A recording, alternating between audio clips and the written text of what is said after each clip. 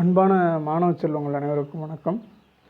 அடிமைகளின் குணமாகிய பொறாமைதான் நமது நாட்டின் அழிவுக்கே காரணமாக அமைந்திருக்கிறது என்ற சுவாமி விவேகானந்தரின் சிந்தனை துளியோடு இந்த பதிவை நம்ம பார்க்கலாம். இந்த பதிவில் நம்ம தெரிஞ்சுக்க போகிறது இன்கம் மெத்தட். இன்கம் மெத்தடுக்கு இன்னொரு பேர் factor earning method. This method approaches national income from the distribution side. அப்போ நேஷ்னல் இன்கம் மெத்தட் டிஸ்ட்ரிபியூஷன் சைட்லேருந்து பார்க்குறாங்க. Under this method, national income is calculated by adding up all the incomes generated in the course of producing national product. இப்போ production ப்ராசஸில் முக்கியமாக இருக்கிறது என்னென்னு கேட்டிங்கன்னா factors of production சொல்லக்கூடிய லேண்டு, லேபர், கேபிட்டல். அப்போ அதுக்கான ரிவார்டு, அப்போ ஃபேக்டர்ஸ் ஆஃப் ப்ரொடக்ஷனுக்கு நம்ம கொடுக்கக்கூடிய ரிவார்டு, ஃபேக்டர்ஸ் ஆஃப் ப்ரொடக்ஷன் பெறக்கூடிய பேமெண்ட்டு, அதுதான் ஃபேக்டர் இன்கம். அதனால தான் அதுக்கு ஃபேக்டர் ஏர்னிங் மெத்தட் அப்படின்னு சொல்லியிருக்காங்க. In this method few steps R involved. First one, the enterprises R classified into various industrial groups. இங்கே இருக்கக்கூடிய எல்லா என்டர்பிரைசஸையும் என்ன பண்ணுறாங்கன்னு கேட்டிங்கன்னா வேரியஸ் இண்டஸ்ட்ரியல் குரூப்பாக கிளாஸிஃபை பண்ணிடுறாங்க. இங்கே இருக்கக்கூடிய எல்லா என்டர்பிரைசஸையும் என்ன பண்ணுறாங்க, வேரியஸ் இண்டஸ்ட்ரியல் குரூப்பாக கிளாஸிஃபை பண்ணிடுறாங்க. செகண்ட் ஒன்று, ஃபேக்டர்ஸ் ஆஃப் ப்ரொடக்ஷன் மூலமா வரக்கூடிய இன்கமுக்கு பேர் தான் ஃபேக்டர் இன்கம். அந்த ஃபேக்டர் இன்கமையும் ஒரு 3 குரூப்பாக கிளாஸிஃபை பண்ணிடுறாங்க. அது என்னென்னு பார்த்தீங்கன்னா factor incomes are grouped under labour income, capital income and mixed income. Labour இன்கம்னு பார்த்தீங்கன்னா இப்போ நம்ம ஒரு லேபராக இருந்தோம்னா நமக்கு டெய்லி வேலைக்கு போனோம்னா நமக்கு வேஜஸ்ன்னு கொடுப்பாங்க. நீங்கள் மந்த்லி பேமெண்ட்டு பண்ணுற மாதிரி இருந்தால் அதுக்கு சேலரின்னு சொல்லுவாங்க. ஃப்ரிஞ்ச் பெனிஃபிட்ஸ்னு சொல்கிறாங்க. ஃப்ரிஞ்ச் பெனிஃபிட்ஸ்னால் ப்ரொடக்டிவிட்டிக்காக கொடுக்கக்கூடிய பேமெண்ட். அதாவது ப்ரொடக்டிவிட்டின்னு சொல்லக்கூடியது நம்மளுடைய எஃபிஷியன்சிக்காக கொடுக்கக்கூடியது. நம்ம நல்லா ஹார்ட் ஒர்க் பண்ணோம்னா அதுக்காக வழங்கப்படக்கூடிய உற்பத்தி திறன் ஊக்குவிப்புக்காக வழங்கக்கூடிய தொகை, ப்ரொடக்டிவிட்டிக்காக கொடுக்கக்கூடியதை ஃப்ரிஞ்ச் பெனிஃபிட்ஸ்னு சொல்லுவாங்க. அப்புறம் employers contribution to social security, அதாவது சமூக பாதுகாப்புக்காக ஓனர் கொடுக்கக்கூடியது, அதுதான் employer contribution to social security. இதை லேபர் இன்கம்னு நம்ம சொல்கிறோம்.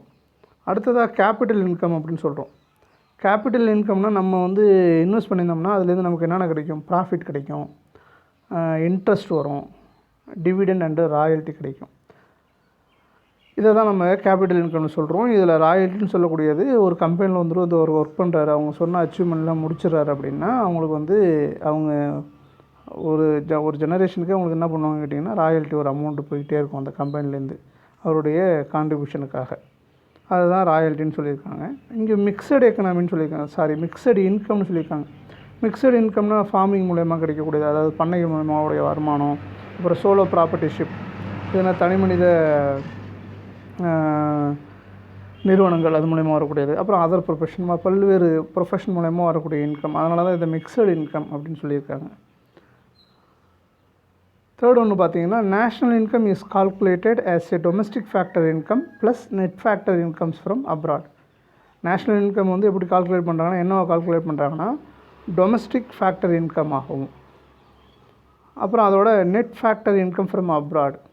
டொமஸ்டிக் ஃபேக்டர் இன்கம்னால் நம்ம நாட்டில் இருக்கக்கூடிய ஃபேக்டர்ஸ் ஆஃப் ப்ரொடக்ஷன் அது மூலமா வரக்கூடிய இன்கமும், நெட் ஃபேக்டர் இன்கம் அதாவது வெளிநாட்டு ஃபேக்டர்ஸ் ஆஃப் ப்ரொடக்ஷன் மூலமா வரக்கூடிய வருமானம், வெளிநாட்டு நிறுவனங்களுடைய ஃபேக்டர்ஸ் ஆஃப் ப்ரொடக்ஷனுக்கு நம்ம கொடுத்த பேமெண்ட்டு, அது சேர்த்தது தான் net factor income from abroad. இது ரெண்டுத்தையும் சொல்லியிருக்காங்க. அதுக்கு ஃபார்முலா ஒன்று கொடுத்துருக்காங்க பாருங்கள். Y = W + R + I + pi + R - P. அதில் ஒய்ங்கிறது நேஷ்னல் இன்கம் நோட் பண்ணுது, டபிள்யூங்கிறது வேஜஸ்ஸு, ஆருங்கிறது ரெண்ட்டு, ஐங்கிறது இன்ட்ரெஸ்ட்டு, பைங்கிறது ப்ராஃபிட்டை டெனோட் பண்ணுது. R means export, B means imports. This method is adopted for estimating the contribution of the remaining sectors, the small enterprises, banking and insurance, commerce and transport, professions, liberal arts and domestic service, public authorities, house property and foreign sector transaction. Production மெத்தடில் பார்த்தீங்கன்னா நம்ம என்ன பார்த்தோம், agriculture, animal husbandry, ஃபிஷரிங், mining இதெல்லாம் நம்ம பார்த்துருப்போம். அப்போ remaining அது போக ரிமைனிங் உள்ள செக்டாருடைய கான்ட்ரிபியூஷனை எஸ்டிமேட் பண்ணுறது தான் இந்த மெத்தட். இன்கம் மெத்தட் என்ன பண்ணுது, ரிமைனிங் செக்டாருடைய கான்ட்ரிபியூஷனை எஸ்டிமேட் பண்ணுறது தான் இன்கம் மெத்தடு. அந்த ரிமைனிங் செக்டார் என்னங்கிறத நம்ம பார்த்தோம்.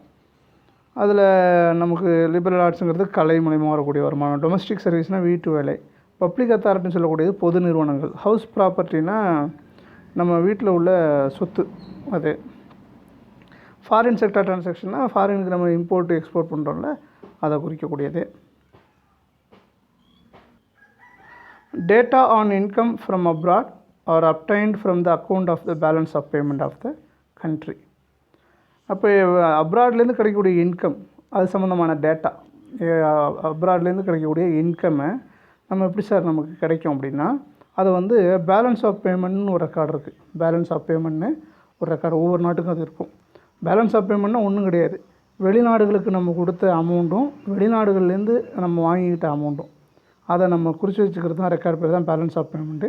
அப்போ இந்த பேலன்ஸ் ஆஃப் பேமெண்ட்லேருந்து நமக்கு எவ்வளோ இன்கம் கிடச்சிருக்கு, நம்ம எவ்வளோ வந்து வெளிநாட்டுக்கு கொடுத்துருக்கோம் அப்படிங்கிற டேட்டாவை நம்ம தெரிஞ்சுக்க முடியும். ப்ராடக்ட் மெத்தட் மாதிரியே இன்கம் மெத்தட்லேயும் சில ப்ரிகாஷன்ஸ்லாம் இருக்குது.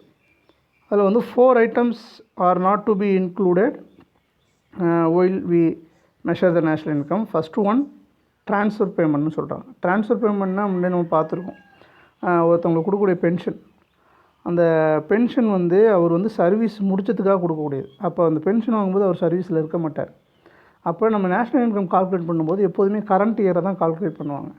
அப்போ கரண்ட் இயரை கால்குலேட் பண்ணும்போது அவர் எந்த விதமான சர்வீஸும் பண்ணலை.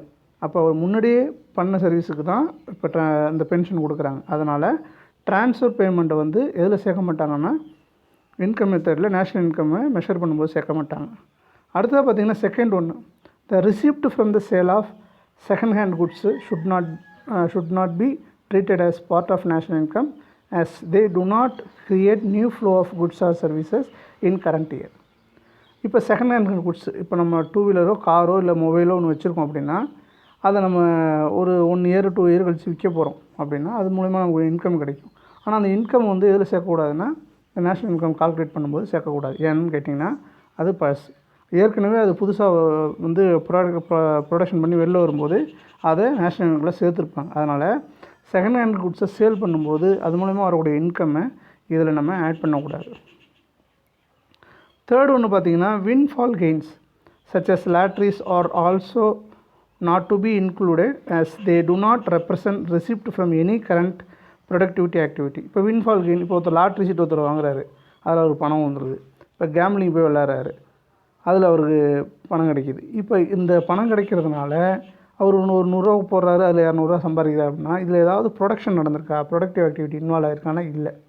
கரண்ட் இயரில் எந்த விதமான ப்ரொடக்டிவிட்டியும் இதில் இன்வால்வ் ஆகிறதுனால அதிர்ஷ்டத்து மூலயமா வரக்கூடிய இந்த வின்ஃபால் கெயின் சொல்லக்கூடிய அமௌண்ட்டை வந்து நேஷ்னல் இன்கம் கால்குலேட் பண்ணும்போது சேர்க்க மாட்டாங்க.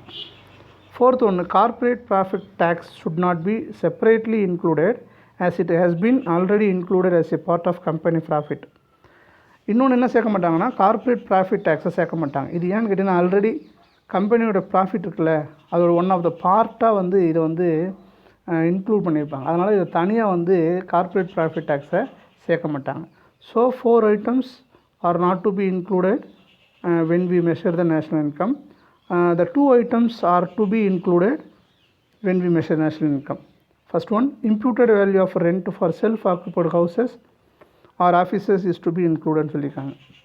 அதாவது நம்மளுடைய சொந்த வீடோ இல்லை ஆஃபீஸோ இருக்குன்னா அதை வாடகை கொடுத்தோம்னா அந்த வாடகையை வந்து கணக்கில் எடுத்துக்கணும் அப்படிங்கிறாங்க.